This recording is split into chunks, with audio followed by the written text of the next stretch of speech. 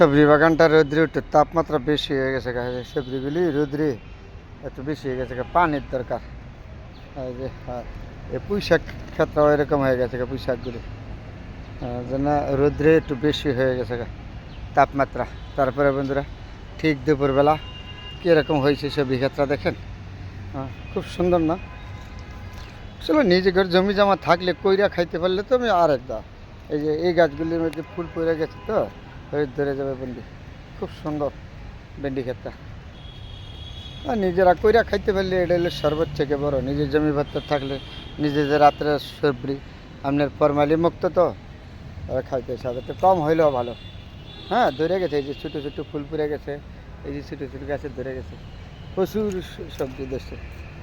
সবজির জন্য সর্বোচ্চ থেকে প্রিয় হইলো আমার ভেন্ডি। ভেন্ডির সবজিটা হইলো সর্বোচ্চ থেকে প্রিয়। এই যে ধরে গেছে, ধরো ভেন্ডি অনেক দিন ধরে, প্রচুর দিন ভেন্ডি ধরে গেছে। তারপরে ভেন্ডি ফুলগুলি বসছে না, রোদ্রের মাঝে তো একটু নষ্ট হয়ে গেছে। তারপরে বন্ধুরা আবার আপনাদের সাথে শেয়ার করলাম ভেন্ডি ক্ষেতটা নিয়ে, খুব সুন্দর হয়েছে। রোদ্রের মাঝে একটু নষ্ট হয়ে যেতে থাকে, একটু বৃষ্টি হইলে ভালো থাকে আর কি। বৃষ্টি না আসলেও একটু সমস্যা পড়ে যায়, গাছগুলো হোড়া হয়ে জায়গা পানি দিতে হয়, বিভিন্ন ধরনের পানি দেওয়া লাগে। হ্যাঁ, এটা হলো ভেন্ডির সবজি, সবজির রাজা হইলো ভেন্ডি এবং করলা, এগুলি হলো। তারপরে আপনাদের সাথে যখন সময় পাই একটু শেয়ার করি, খুব সুন্দর লাগছে না ভেন্ডি ক্ষেতটা?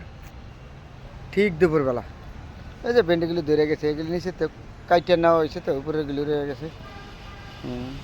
আর এই গাছগুলো হলো ছোটো, এই যে এগুলির মেঝেও ধরে গেছে ভেন্ডি, ধরে গেছে ভেন্ডি।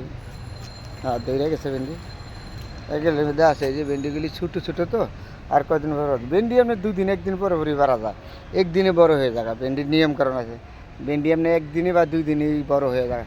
তো বন্ধুরা ভালো থাকেন, রোদ্রের মধ্যে আপনাদের জন্য বিকালবেলা শেয়ার করলাম ভেন্ডি ক্ষেত্রে নিয়ে, খুব সুন্দর না? তারপর